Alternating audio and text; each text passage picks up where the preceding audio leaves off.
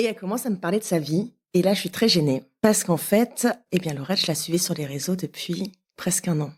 Et du coup, je l'ai pas dit tout de suite parce que ça fait grave stalker, quoi.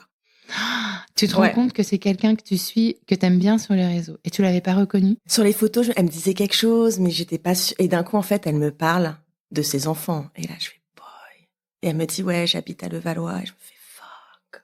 C'est elle. Ouais. Et en fait, je la suivais parce que, donc 1 an avant ça, j'étais à New York et je regardais les photos d'une marque que j'aimais bien. Et il y avait Laurette qui avait posé exceptionnellement pour cette marque alors qu'elle fait jamais de photos. Elle a dit, elle est canon. Et j'étais allée sur son Insta. C'est le truc à la con, quoi.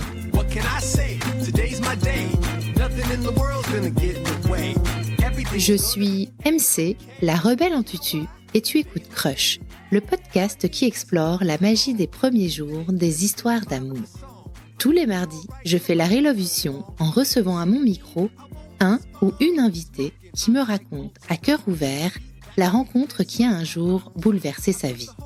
Si tu veux découvrir l'actu et les coulisses du podcast, rendez-vous sur Instagram sur le compte @crush_le podcast. Lorsque notre entretien commence, Bertille tremble un peu. Elle est déterminée et pourtant je sens à quel point tous ses souvenirs la bouleversent. Jeune femme hypersensible, Bertille navigue à travers sa vie amoureuse en suivant les battements de son cœur. De New York à Paris, de coup de cœur en coup de cœur, elle m'a raconté comment la vie a mis sur son chemin Laurette. Bienvenue dans ce nouvel épisode de Crush à fleur de peau. Salut Bertille. Bonjour. Comment est-ce que tu vas aujourd'hui ? Ça va très bien, merci. Tu m'accueilles chez toi. Nous sommes dans ton salon, entourés de ta vie, de tes objets, de tes 3 chats. Qu'on risque d'entendre. Qui m'ont accueilli avec beaucoup de curiosité. Bertie, tu m'as contacté par mail. Tu avais envie de me raconter l'histoire de ta rencontre avec ton amoureuse, avec Laurette. Est-ce que, avant de rentrer dans le vif du sujet et que tu me racontes l'histoire de cette rencontre, pour te présenter, est-ce que tu peux me donner les quelques hashtags que tu as choisis pour te décrire, s'il te plaît ? Alors, les hashtags, je dirais hashtag Bertille Isabeau, parce que je l'utilise tout le temps avec ma marque de lingerie. Car tu as une marque de lingerie. Oui, une marque de lingerie fabriquée à Paris, donc éthique, coton bio et dentelle de Calais, inclusive parce que j'essaye de faire le plus de taille possible. Et voilà, et très confortable et très jolie. Donc hashtag Bertille Isabeau, hashtag queer, parce que je suis donc lesbienne et aujourd'hui mariée avec une femme. Hashtag, j'avais pensé à cat mom, parce que j'ai 3 chats. Est-ce que tu peux donner les noms de tes 3 chats ? Ouais, il y a Black, donc qui est un chat blanc, tout blanc, of course, qui a 11 ans. Il y a Patti Smith qui a 2 ans et Debbie Harry qui a 1 an. Alors Debbie Harry, c'est qui ? C'est la chanteuse de Blondie. Ok, très bien. Ouais. Vous avez une petite connotation rock and roll, ouais. Enfin rock. Et j'aime beaucoup le Black pour le chat blanc. Oui. Petit art de la contradiction, peut-être. Bien sûr, toujours. Et enfin, queer mom, parce que on a 2 enfants avec Laurette. Donc, d'accord. Voilà. Est-ce qu'on peut prendre la machine à remonter le temps, Bertille, et remonter au moment de ta vie où tu t'apprêtes à rencontrer Laurette, où tu ne sais pas encore qu'elle va rentrer dans ta vie. Ouais.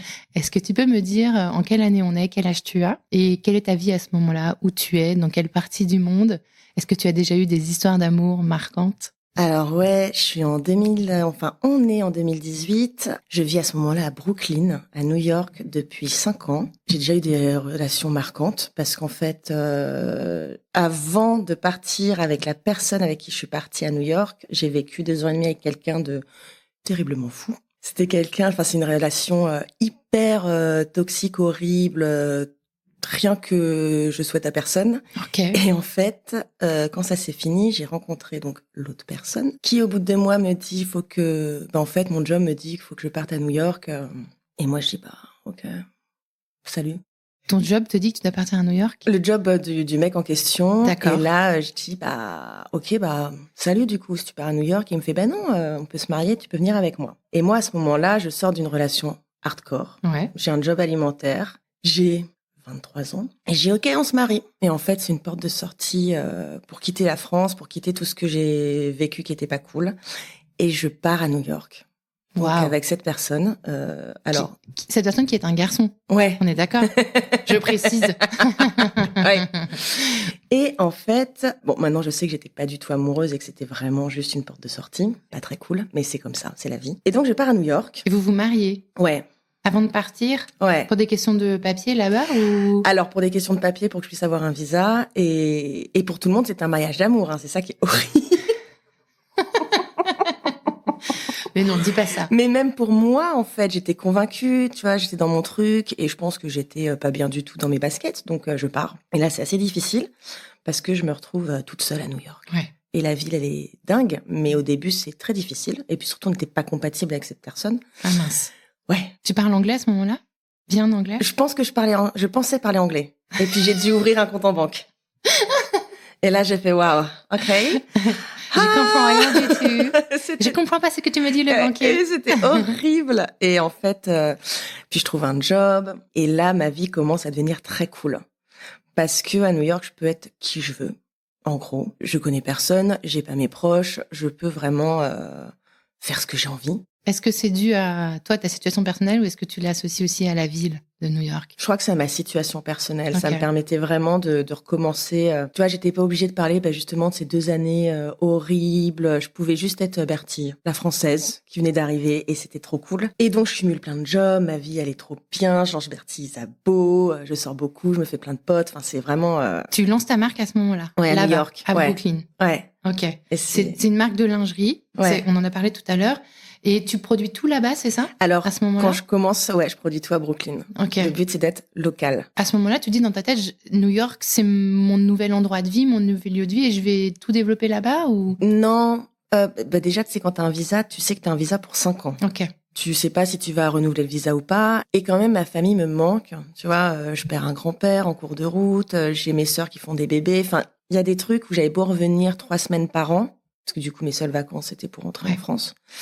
Enfin, vacances. Congés sans solde, hein. Parce que. Ah la vache. On parle de New York. Les États-Unis. Ouais, il fait bon génial. vivre. Tu fais beaucoup d'argent, mais en fait, ouais. Ok.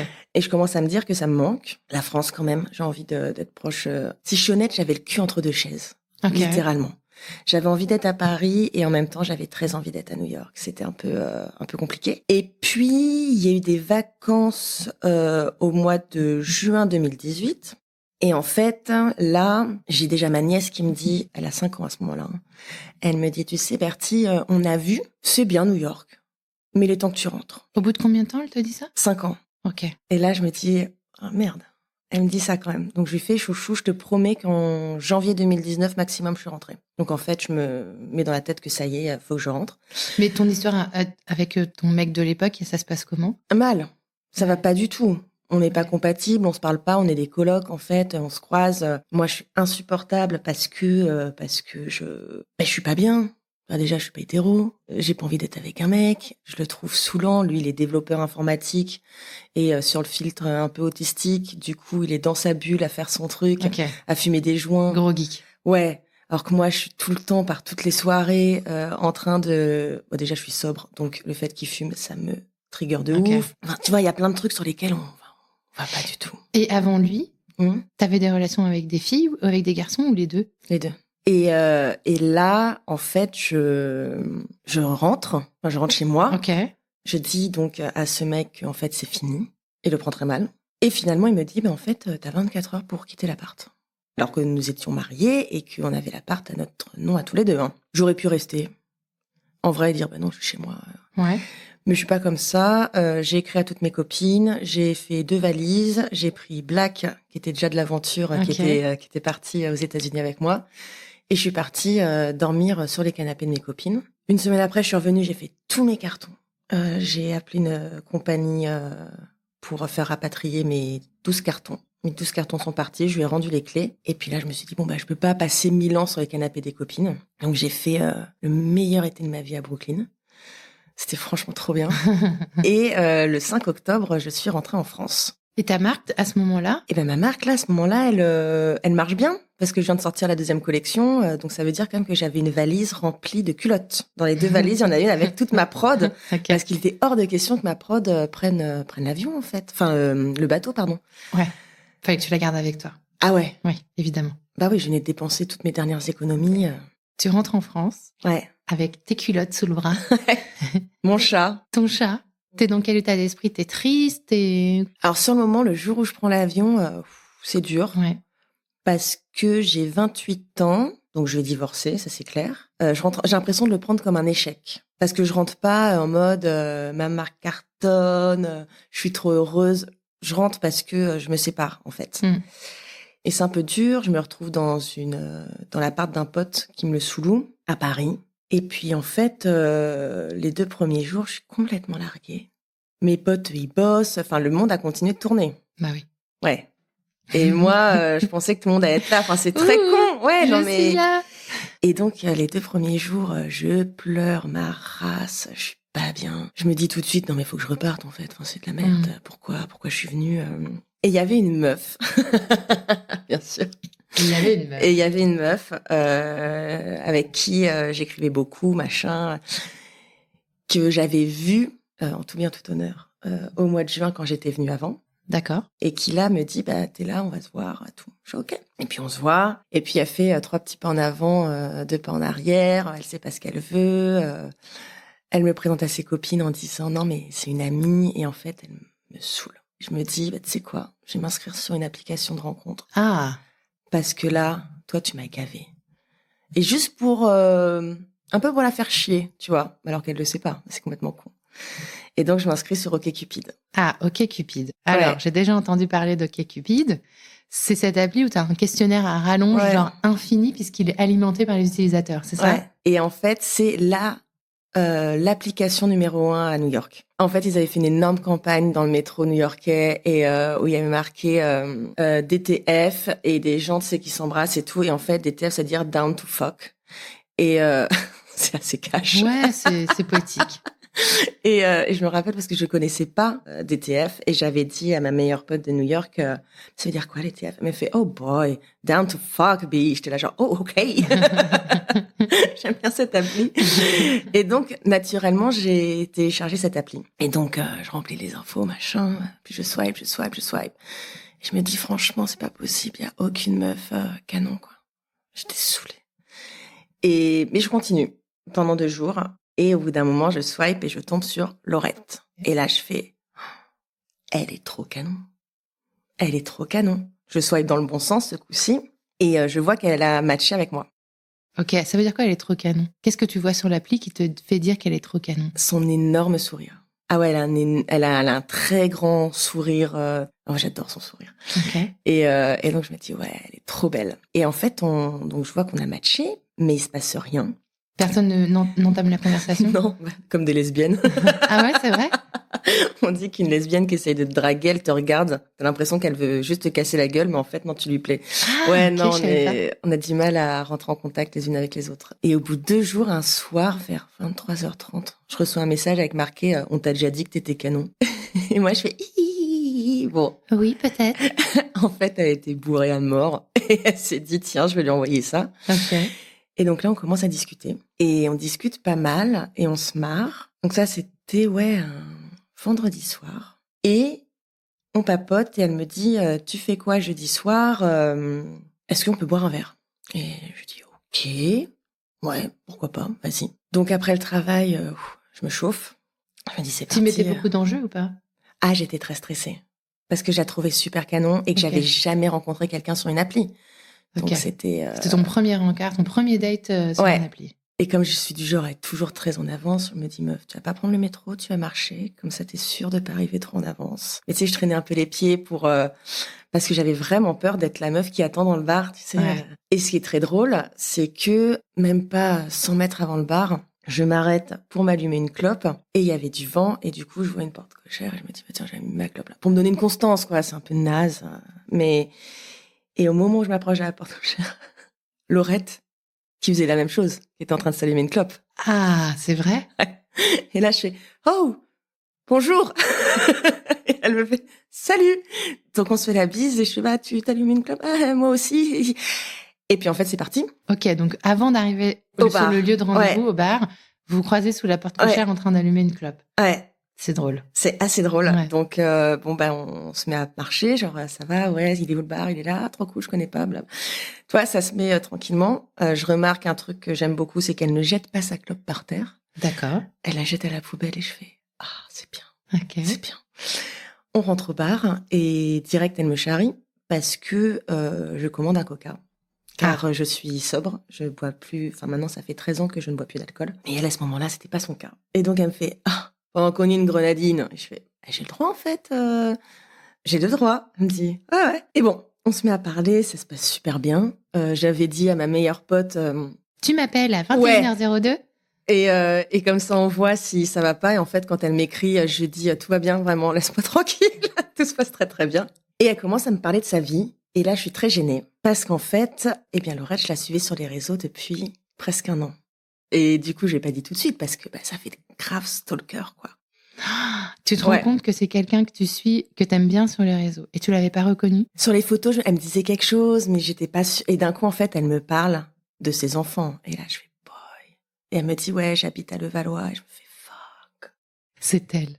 Ouais. Et en fait, je la suivais parce que, donc 1 an avant ça, j'étais à New York et je regardais des photos d'une marque que j'aimais bien. Et il y avait Laurette qui avait posé exceptionnellement pour cette marque alors qu'elle fait jamais de photos. Elle a dit, elle est canon. Et j'étais allée sur son Insta. C'est le truc à la con, quoi. Ok.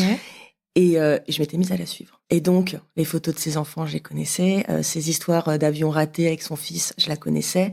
Et donc, pendant toute la soirée, elle me raconte des trucs. Et tu connais déjà. Déjà, quand je voyais ces photos, je me disais, non, c'est pas ces gamins. C'est neveu et nièce, tu vois. C'est pas possible que cette meuf, elle a l'air super jeune, elle a déjà 2 gamins. Non, mais... Et puis, en fait, si. Elle était bien déjà maman. Mais elle était plus avec le papa. Avec la maman. En avec fait, la maman. Ouais, son ex, c'est une femme. Et non, ça faisait 3 ans presque qu'elles étaient séparées. D'accord. Tu vois, donc pas de garde alternée installée, tout va bien, les enfants heureux. Et donc, je me dis, merde, je la connais. Qu'est-ce que tu vas faire? Tu vas lui dire? Ah, mais je lui ai pas dit, j'ai mis 6 mois à lui dire. C'est pas vrai. Tu gardes ton secret. Ouais. Ah ouais, j'étais trop gênée. T'avais peur de quoi? J'avais peur qu'elle me dise, mais t'es malade. Genre, qui es-tu, quoi? Et je la trouvais trop cool. Et la soirée se passe trop bien, on se marre. Gros feeling? Ouais. Vers minuit et demi. Est-ce qu'elle est aussi belle que sur les photos? Oui. Ah ouais, sublime. Et vers minuit et demi, on décide de partir du bar quand même. Donc de 20h à minuit. Vous avez bien parlé. Bonne soirée. On va prendre le métro et là, pour une raison qu'on n'explique toujours pas ni elle ni moi, on se fait la bise de l'éclair. Genre vraiment 2 micro-bisous extrêmement rapides et au revoir. Et on part chacune prendre notre métro. Mais alors qu'on a passé une super soirée et que on aurait sûrement aimé papoter encore plus, mais on expédie le au revoir. À ton avis, pourquoi? Je pense que ça nous a peut-être fait flipper toutes les deux. Moi, ça faisait 4 mois que j'étais séparée, 15 jours que j'étais revenue en France. Putain, et je tombe sur cette meuf qui est... Et elle, Laurette, à ce moment-là, était dans une période rock'n'roll où elle disait non, mais l'amour, j'y crois pas. Y a pas d'âme sœur.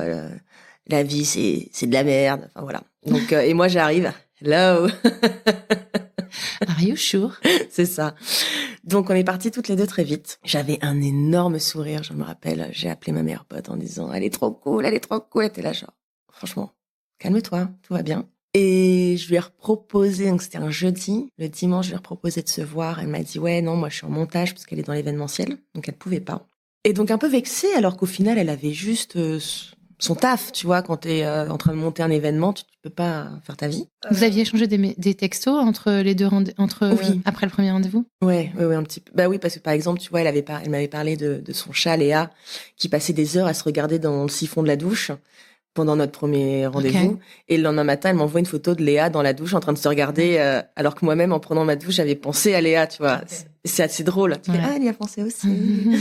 J'étais complètement toute folle. Et donc... elle te dit non pour le deuxième cas. Et je dis, bon, je vais attendre un petit peu. Et puis... Mais... je suis complètement malade. J'avais quand même mis une sonnerie différente pour savoir si elle m'écrivait. Ah ouais, tu peux faire ça? Ouais. Ok. Parce que j'en avais marre de checker mon téléphone tout le temps. J'avais vraiment très envie de la revoir. Entre-temps, l'autre meuf, bien entendu, m'avait écrit pour savoir ce que je devenais. Ouais. Message auquel je n'avais pas répondu. J'étais genre, toi...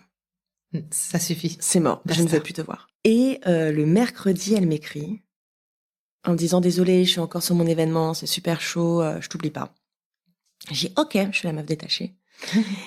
C'est vrai que quand on est sur un événement et dans une bulle et que le monde extérieur n'existe plus. Bah ouais, non, et puis bon, bah, ça me rassurait quand même. C'était pas juste on a passé une bonne soirée et basta. Oui, puis elle te prévient. C'est ça. Enfin, elle garde le contact, quoi. Ouais, c'est assez cool. Et le vendredi, elle m'écrit en disant bon, tu fais quoi dimanche midi? On se fait un brunch. J'ai regardé tel et tel endroit qui sont végétariens. Je sais que t'es végétarienne. Ah, je me dis ok, trop cool. Et me voilà le dimanche midi. Alors bien sûr, j'ai changé 15 fois de tenue pour finir avec un vieux jean pourri et ma paire de Doc Martens comme d'hab et mon perfecto. Laurette, elle est arrivée ultra pimpée avec son beau manteau. Ses Doc Martens aussi, mais basses, tu sais, avec le petit pantalon bien mis. Ok. Et bien sûr, elle est arrivée avec 45 minutes de retard. Ah merde. Parce que je ne savais pas, mais c'est que ma femme est jamais à l'heure. T'es pas encore ta femme, c'est pour ça que tu ne savais pas. Et moi, je suis toujours très en avance. Donc j'ai patienté à peu près 1 heure à la sortie du métro Sentier en me disant bon, bah, ah ouais, allez, Laurette, je t'attends. Et elle est finalement arrivée, j'étais toute contente, on a mangé, c'était trop bien. Elle a fait des blagues très douteuses. Ça a bien marché. Je me disais pourquoi elle arrête pas. C'est quoi des blagues douteuses? Elle s'est lancée sur des blagues, elle va me détester, sur de l'humour noir avec des blagues sur les juifs. Okay. Elle ne savait pas que j'étais juive. Okay. Et j'étais là, no way, no way. Et après, elle m'a toujours dit, mais pourquoi j'ai fait ça? Pourquoi? Je te l'avais, je ne sais pas. Tu crois qu'elle était dans la provoque? Je pense. En général, elle est dans la provoque ou pas? Elle peut être dans la provoque, okay. Ouais. Et puis elle peut... Alors maintenant, elle sait que certains humours ne passent pas. Mais elle tentait. Toi, tu le prends comment? Bah moi, sur le moment, je rigole du côté improbable de la situation. Ouais. C'est-à-dire que c'est des blagues que moi, je peux faire avec mon beau-frère, parce qu'on est concernés. Et du coup, on se dit... C'est un peu les blagues... sur les homos qu'on peut faire entre homos, tu vois. Par exemple, moi, je peux dire que je suis pédée, parce que je suis lesbienne. Ouais. Mais tu vois, et donc, du coup, je dis, mais pourquoi elle dit ça? Et en même temps, je riais, je me dis, mais elle est folle. Et donc, le repas se finit, on n'a pas du tout envie de se laisser, donc on se dit, on va se promener. Sauf que c'est un dimanche après-midi, il pleut. Donc, nous voilà sous un mini parapluie à déambuler dans Paris. Et au bout d'un moment, je lui chope le bras quand même, parce que, bah, tu sais... C'est plus pratique pour être sous un parapluie. C'est mieux. Donc, au moment où je le fais, je fais... J'ai très chaud. Elle me dit qu'à ce moment-là, son cœur, il explose. C'était genre le move qu'elle attendait. Mais on marche. Donc à peu près de 14h à 19h. Hein. Tu lisais dans ses intentions ou tu savais pas? Je savais pas. Ok. T'arrivais pas trop à savoir. Non, je savais pas. Je savais qu'on passait un bon moment, mais je savais pas du tout ce qu'elle pensait. Et donc moi, mettre mon bras autour du sien, c'était vraiment un sacré move. On arrive au niveau du bar où on s'est vu la première fois. Elle me dit, bon bah... On va boire un verre. Ouais. De toute façon, maintenant, il est 19h, on va boire un verre. On boit un verre. On se marre. Là, elle me dit, oh, je veux trop voir tes tatouages. Alors, je lui montre sur le bras. Elle me fait, non, mais celui sur les côtes, là. Genre, commence pas à vouloir me dessaper. Elle chauffe. Elle te chauffe. Et puis, on sort fumer une clope. Et c'était en fait ce bar, c'est le 50 à République. Le dimanche, il y a... Rue de l'Ancry? Ouais. Il y a karaoké le dimanche. Tout à fait. On ne savait pas. Et là, soirée de Paris. Et là, la meuf m'embrasse pendant qu'ils sont en train de hurler sur un flirt avec toi. Donc, c'est assez improbable. Magnifique. Cet endroit est incroyable. Et du coup, donc on s'embrasse. Je me dis, trop bien. Donc, on rentre dans le bar un peu. Et puis, elle me fait, bon, faut pas que je tarde. Demain, je commence un nouveau job. Et c'est vrai. Elle changeait d'agence. Et elle me dit, faut pas que je rentre trop tard et tout. Elle me dit, tu veux venir à la maison? Elle me dit, de toute façon, je commence un nouveau job demain. Ne t'inquiète pas. La nuit ne sera pas courte. Moi, oui! Évidemment. Bon, on a dormi 3 heures. Ouais. Hein, c'est-à-dire que je suis arrivée, déjà je suis tombée amoureuse de son chat, Léa, qui n'est plus avec nous aujourd'hui, mais qui se roulait par terre et qui ronronnait. Donc elle m'a vue face à un chat et elle a fait « Oh !» Elle est chelou, cette fille. Et on a mangé chinois, on avait chopé du chinois sur le chemin. Et puis on s'est mis au lit, là j'ai fait « Waouh, cette meuf, elle déchire !» J'étais vraiment bien avec elle, à l'aise. Tout était très très fluide. Ouais. Une évidence. Ouais, vraiment une évidence. Et le lendemain, elle est partie pour son premier jour. Elle m'a dit, tu claqueras la porte, on s'en fout. J'ai dû décoller de chez elle vers 11h. Je suis rentrée chez moi, je me suis recouchée, j'étais éclatée. Et puis le soir, vers 17h, elle m'écrit, tu fais quoi ce soir? Je dis, je suis chez moi. Elle me dit, tu veux revenir à la maison? Oui, Et du coup, je suis allée la chercher à son taf. Et on est rentré chez elle. Et ça, on l'a fait toute la semaine. À partir de ce moment-là, on se lâchait plus, en fait. Et ça va être aussi simple que ça, la suite, ou pas? Non. J'ai l'impression que c'est pas vraiment le cas. Je sais pas pourquoi, en te voyant, je me dis non, il va se passer des trucs. Non, ça n'a pas été simple. Déjà, il y a 2 enfants. À ce moment-là, tu te sens genre, c'est les ailes qui poussent dans le dos et Je plane. Ouais, tu planes. Ah, je plane. Je me dis, c'est pas possible. Je suis rentrée en France. C'était complexe. En fait, je rencontre cette meuf et tout est trop cool, tout est trop bien. Et en même temps, à ce moment-là, Lo était un peu dans la provoque parce qu'elle me disait des trucs du genre, non, mais moi, je suis snob, nanana. Je disais, mais qu'est-ce que tu me racontes? T'es pas du tout snob. J'avais l'impression qu'elle avait une espèce d'attitude qui était pas elle. Et je savais pas comment le dire. Ok, dis ce que tu veux, tu vois, je m'en fiche. Et puis bon, au bout d'une semaine, je rencontre les enfants. C'était pas prévu comme ça, mais en fait, elle fait une soirée avec des potes et elle me dit, viens, c'est bon, il y a les enfants, mais c'est pas grave. Je vais à la soirée, donc je suis présentée comme une amie. Puis au moment où tout le monde part, je fais, je vais rentrer aussi, t'as tes enfants. Elle me dit, mais non, c'est mort, toi, tu rentres pas. Je dis, mais Lo, il y a tes enfants, en fait. Enfin, Lily, à ce moment-là, a 4 ans et demi, donc Jules a 9 ans et demi, c'est ça. Ok. Et je dis, c'est mort. Enfin, elle me dit, mais c'est pas grave, c'est une copine qui dort à la maison, on s'en fiche. J'ai une copine qui dort tout nue dans ton lit. Elle me dit, oui.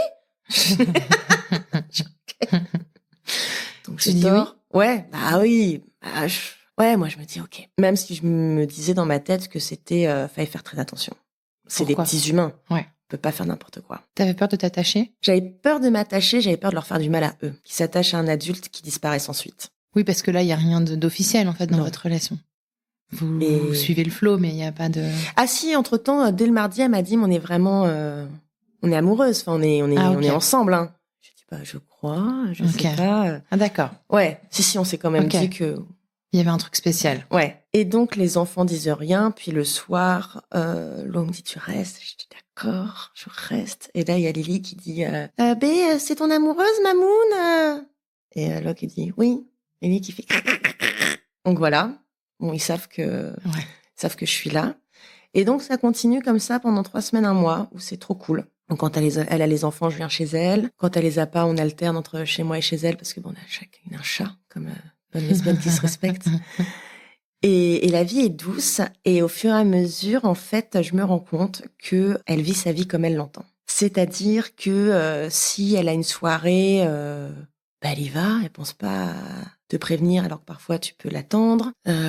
J'ai pas une intensité dans tout. Et là où moi je m'investissais auprès des enfants, je pouvais être présente dès qu'elle allait pas bien ou quoi que ce soit. Typiquement, tu vois, un soir, j'allais pas bien, c'était une journée où j'allais pas bien. En revenant en France, je me suis mise à faire une grosse thérapie et là, d'un coup, j'ai tout qui te tombe dessus. Et elle bossait, donc quand elle bossait chez Ubi Bene, elle était à côté de mon taf. Et je lui dis, quand tu sors du taf, viens me faire un bisou. Elle me dit, ouais, je peux pas, c'est chaud. Et en fait, 1h30 après, je me rends compte qu'elle est sur le quai du métro en même temps que moi. Et là, je me dis, qu'est-ce que tu fais là? Je croyais que t'étais rentrée, t'as tes enfants. Elle me dit, oui, je buvais un verre avec les collègues, ça va. Je lui dis, attends, mais meuf, moi, je suis pas bien, je suis en vrac. J'attends qu'une chose, c'est de te croiser pour te faire un câlin. Et t'es en train de boire un verre. Ouais. Mais tu te fous de ma gueule. Et elle se fâche. Et du coup, au lieu de m'arrêter à mon arrêt de métro, je vais jusqu'à chez elle. Je marche dans la rue avec elle. On habitait un quart d'heure à pied, l'une de l'autre. Et donc, j'assure en disant, non, mais c'est pas possible, Et donc, on se prend la gueule tout le temps. Parce que moi, je trouve qu'elle est égoïste. Et elle trouve que je suis trop là. Trop bien, trop parfaite, je challenge en fait un peu toutes ces évidences. C'est-à-dire que moi, je suis sobre. Elle boit un peu trop. Je suis toujours présente. Elle, parfois, elle est pas en capacité d'être présente. Tu vois ce que je veux dire? Ouais. Il y a plein de trucs qui se... Vous n'arrivez pas à trouver l'équilibre. Non, il n'y a pas d'équilibre et c'est aussi violent pour l'une que pour l'autre. Donc on s'engueule tout le temps. Ah merde. On s'engueule tout le temps. C'est-à-dire qu'on se réconcilie très fort et on s'engueule très fort. Ouais. Un peu passionnel. Ouais. Jusqu'au jour où un soir, je lui dis, ça va pas pouvoir continuer comme ça en fait. Faut que tu prennes des décisions, faut que tu décides, est-ce que je suis vraiment là pour toi? Et est-ce que tu es vraiment là pour moi? Ou est-ce que ça s'arrête? Bien sûr, ça part en crise d'angoisse, en ça va pas, en machin, en truc. Le lendemain matin, on se dit au revoir pour aller chacune au taf. Et en fait, là, je me dis, c'est fini. C'est fini. Et je suis au bout du rouleau, ça c'est au mois de mai, vers le 1er mai. Donc, on s'était mis ensemble le 11 novembre. Pas longtemps quand même, 1er mai. C'est hardcore. Je dis à mes potes au taf, j'ai envie de crever, c'est horrible. Et puis, le samedi, elle m'écrit, faut qu'on se voit dimanche, on se fait un brunch à la cool. Sauf que moi, entre-temps, j'ai cogité dans tous les sens. Et j'ai plus envie. Ok. On se voit, elle m'a dit, mais je vais faire des efforts, nanana. Et au moment où on sort du brunch, je dis, mais en fait, Laurette, tu pourrais faire tous les efforts du monde. C'est pas possible. Ce n'est plus possible. Parce que tu souffrais trop? Ouais. Et j'étais en train d'apprendre à me protéger, en fait. Et là, je lui dis cette phrase qui lui a crevé le cœur. J'ai dit, en fait, t'es mon évidence et j'aurais aimé être la tienne. Et c'est pas le cas. Et c'est pas grave. Mais moi, là, maintenant, faut que je me protège. Et c'est ouf de parler de ça. T'es émue. Ouais. Je comprends. Et après, je lui dis, tu seras toujours la femme de ma vie. Parce que, en fait, je te quitte en t'aimant, mais là, c'est plus possible. Enfin, j'ai trop souffert par le passé et là, il y a trop de red flags qui se lèvent. Donc, je te dis stop. Donc, elle est là, mais non, mais pourquoi? Mais non, mais B, mais s'il te plaît, s'il te plaît, s'il te plaît. Donc, on s'embrasse, on se dit au revoir et on part, donc toutes les deux. Mais en larmes, un truc horrible. On s'écrit quand même. Tu vois, j'arrête pas de lui dire, Lo, s'il te plaît, m'écris pas trop, faut que je prenne mon temps. Bien sûr, j'écoute des musiques atroces pour vraiment chialer. Évidemment.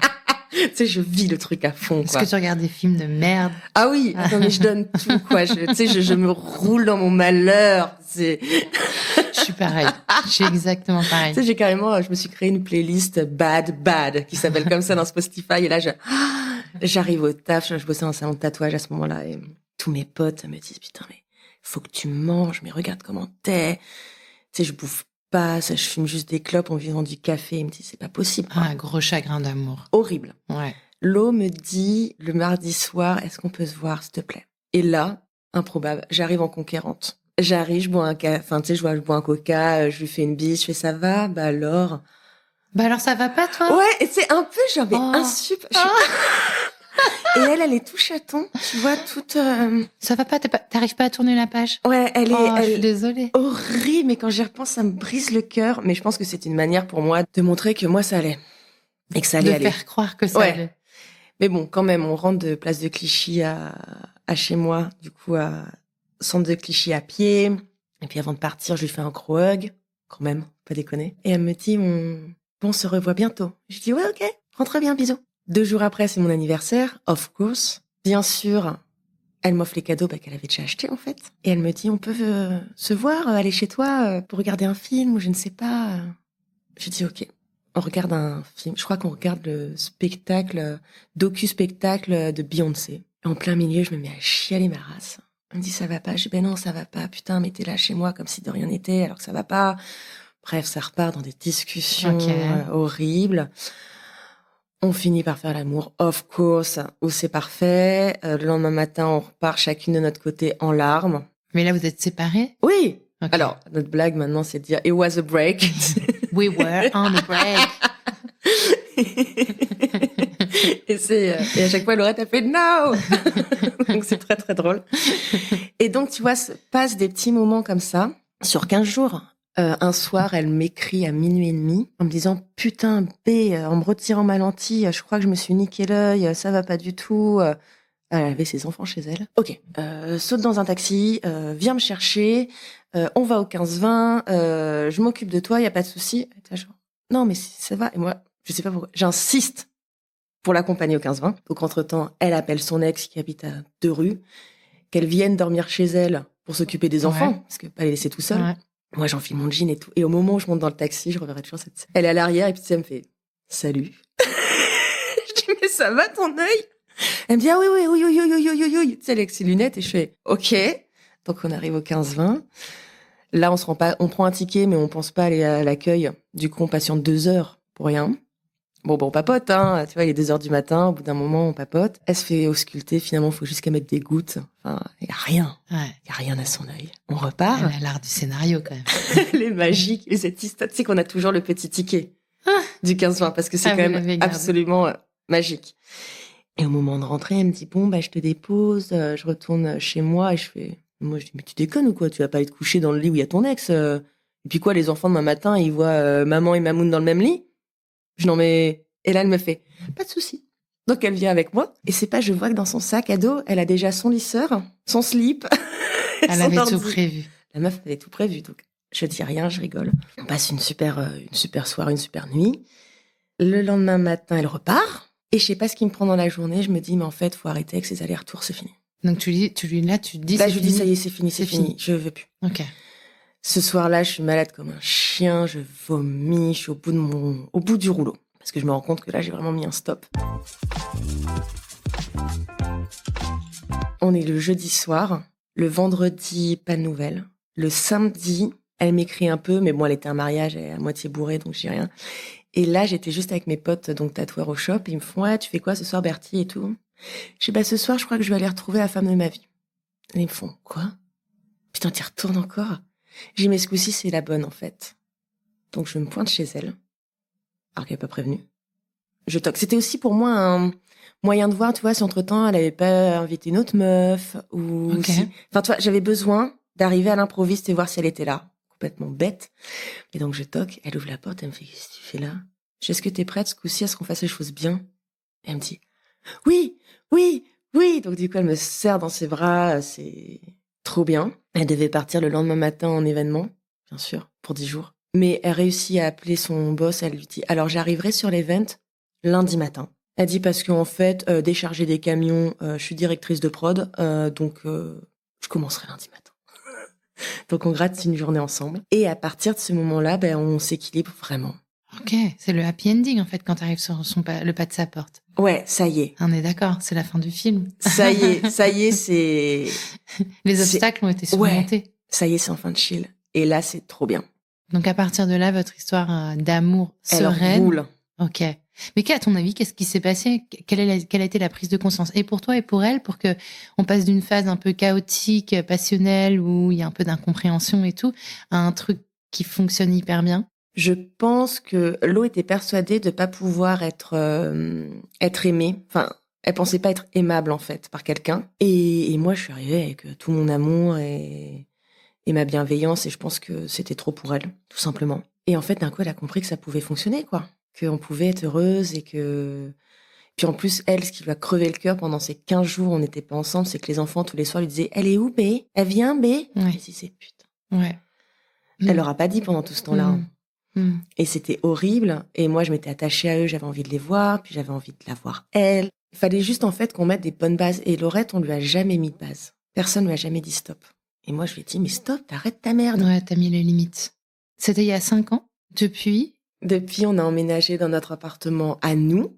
Donc, un premier appartement où on avait enfin une chambre à nous. Parce qu'avant, on était dans le salon. Donc, une chambre pour les enfants, une chambre pour nous. C'était trop cool. On s'est demandé toutes les deux en mariage. Comment ça, on s'est demandé toutes les deux en mariage Eh en bien, même temps? Ouais, littéralement en même temps. Vas-y, raconte. Non, nos potes disent qu'on est insup. C'était pour nos 2 ans. Moi, je lui avais acheté une bague. Je me disais, putain, si la meuf m'a acheté un t-shirt, je vais avoir vraiment l'air con. Et elle avait acheté une bague. Et elle dit, c'est pareil. Faut pas qu'elle arrive avec un pauvre bouquet de fleurs ou un t-shirt parce que ça va être gênant, quoi. Et puis, on n'osait pas s'offrir nos cadeaux. Et au bout d'un moment, on se dit, bon, allez. Attends, c'était les cadeaux. Ah oui, c'était pour vos 2 ans. Pour nos 2 ans. Et d'un coup, je fais, bon, je suis un peu gênée avec mon cadeau. Donc, ferme les yeux et on les échange comme ça. Elle me dit, ça me va bien. On échange chacune. Et puis, tu sais, tu sens que c'est un petit truc. Et en fait, on ouvre toutes les deux en même temps. On a chacune une bague dans la main. Ok. La Laurette commence à pleurer. Elle est très émotive. Un bon petit poisson qui se respecte. Et moi, je lui fais, je crois que j'aimerais bien que tu sois ma femme. Et elle me dit, moi aussi. Et voilà, en fait, on s'est demandé en mariage en même temps. Incroyable. Ouais. Du coup, on s'est mariés. C'était un mariage Covid avec 25 invités, Okay. Mais c'était fantastique. Et on a emménagé dans notre 2e appartement. On se retrouve aujourd'hui. Ouais. Là, on a pu offrir une chambre à chacun de nos enfants, qui ont aujourd'hui 14 et 10 ans. Ok. J'aime bien, tu dis nos enfants. Ah bah oui. C'est nos Tout enfants. à l'heure, quand je suis arrivée, tu m'as dit mon fils. Ouais. Bah oui, parce que déjà, on est en garde alternée, donc je les ai autant que Laurette, au final. Je les éduque comme elle. Je me suis jamais vue vivre avec des mini-humains et pas les calculer. Et eux, ils m'appellent Mamounbé, Man, enfin, tu vois, c'est pour eux. Ils ont 3 mamans? Ouais, ils ont une 3e maman. Et notre relation est super douce. Ouais, ça a l'air. Ouais. T'as l'air d'être super en connexion, en connivence avec eux. Ah ouais, je les aime trop. Ouais, c'est mes gamins. D'accord. Incroyable, j'adore. C'est beau.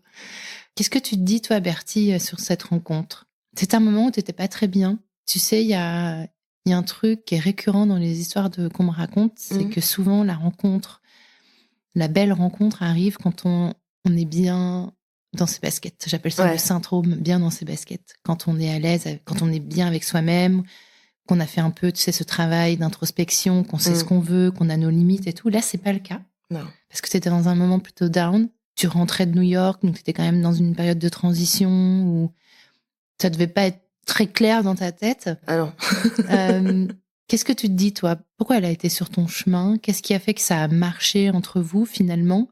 Comment tu interprètes qu'elle soit arrivée là, à ce moment-là? Moi, je suis convaincue que Laurette, c'est mon âme sœur. Alors, c'est très chalala, mais...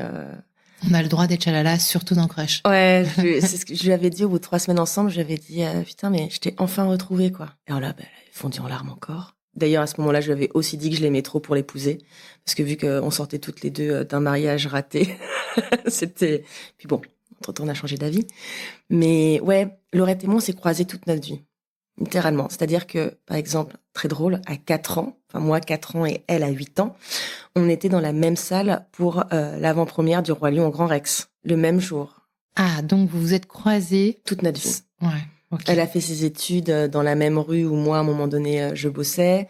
Elle était de passage à New York plusieurs fois quand j'y étais, aux mêmes endroits. Je la suivais depuis 1 an sur Insta. Ouais, enfin, à quel moment? Ouais. Enfin, que des trucs comme ça. D'accord. Et c'est quoi pour toi une âme sœur? Pour moi, alors c'est sûrement pas la bonne définition, mais je veux pour la tienne, moi, je veux pas la bonne.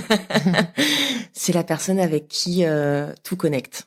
Moi, j'ai tendance à dire que Laurette, c'est ma femme, mon amoureuse, ma meilleure amie, ma pote, mon amante, la mère de mes enfants. Elle est tout, vraiment. C'est-à-dire que je passe des journées, on peut passer des journées entières que toutes les deux, rien qu'on se marre et qu'on est bien. Et alors depuis, pour info, on ne s'engueule jamais. On ne s'est plus jamais engueulé. Ah, c'est drôle ça. Tu vois, maintenant, au pire, on peut s'agacer, on s'engueule plus. C'est-à-dire que si parfois, par exemple, on va être un peu agacé en disant « Oh, mais t'as rangé ça, mais il fallait pas », enfin, tu vois, de la merde. Ouais, la routine, enfin, le quotidien. Ouais, les enfants, ils vont faire « Oh !» Je dis « Non, mais les gars, je suis juste agacée. » Et après, on rigole, ils font « Ah oui, mais ça arrive tellement jamais que ça nous fait toujours peur, hein. » Ouais, ils ont peur de ça, les enfants. Ouais, et on est toujours d'accord. Est-ce que tu crois que t'as plusieurs âmes sœurs dans le monde ou t'en as qu'une? Oh, moi, j'en ai qu'une. Et c'est ma Laurette, c'est tout. Déjà, à quel moment Bertie et Laurette se rencontrent ensemble? C'est vrai, c'est incroyable. Tous nos potes, j'ai hâte d'écrire le crush de Bertie et Laurette. Non, mais tous nos potes disent qu'on est digne de faire du fromage fin fond du Larzac, tu vois. Mais on sait jamais. Peut-être que c'est une vocation de après les slips. De l'événementiel à la lingerie, au fromage de chèvre dans le Larzac. Moi, je dis c'est une belle histoire à écrire également. C'est vrai. C'est quoi pour toi la définition de l'amour? Je dirais que c'est beaucoup de compréhension, de bienveillance et beaucoup de tendresse. C'est un mélange de tout ça. Et de réussir à accueillir la personne comme elle est. Parce que Laurette, on s'est rencontrés toutes les deux, on était à moitié au sol. Toutes les deux, ça allait pas. Et en fait, on a réussi à se reconstruire tout en déconstruisant des trucs pourris. Et voilà. Ouais, c'est ça. Tu crois au destin? Du coup, tu crois? Je pense, ouais. Oui, je pense que si j'étais pas partie à New York, j'aurais pas pu revenir et retomber sur elle. Enfin, tu vois. Et du coup, si j'avais pas eu ma relation hardcore avant, je serais jamais partie à New York. Mais pour toi, le destin, ça veut dire que c'est écrit quelque part? Oui. C'est écrit où? Je sais pas. Alors, je suis pas du tout croyante en plus. Ouais, je pense qu'il y a une force indéfinie. Peut-être les étoiles, peut-être les planètes, j'en sais rien. Mais qui régit un peu tout ça, qui fait que... Qui tire des ficelles? Ouais. J'ai une dernière question. Vas-y. Est-ce que tu as un message à l'attention de Laurette qu'elle écoutera quand elle découvrira l'épisode? Que je l'aime plus que tout. Tout simplement. Tu réussis à m'émouvoir.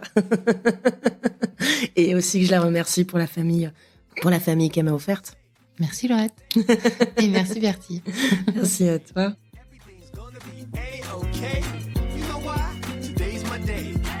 Merci d'avoir écouté cet épisode. Je compte sur toi pour aller mettre 5 étoiles et un commentaire sur ta plateforme d'écoute favorite, notamment Apple Podcast. Ça prend littéralement 30 secondes et c'est crucial pour soutenir mon travail complètement indépendant. Si tu veux venir à mon micro, tu peux m'écrire sur crush.lepodcast@gmail.com et si tu veux me soutenir financièrement, clique sur le lien Patreon dans le descriptif de cet épisode.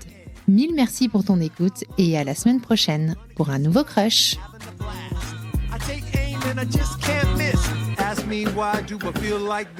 What can I say? Today's my day. Nothing in the world's gonna get